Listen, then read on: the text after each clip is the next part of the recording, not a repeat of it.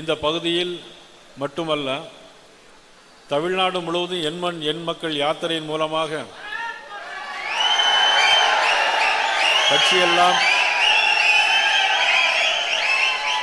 கட்சியை பட்டி தொட்டியெல்லாம் எடுத்துச் செல்கின்ற அன்புக்குற சகோதரர் அண்ணாமலை அவர்களுக்கும் எனது வணக்கத்தை நான் தெரிவித்துள்ளேன்.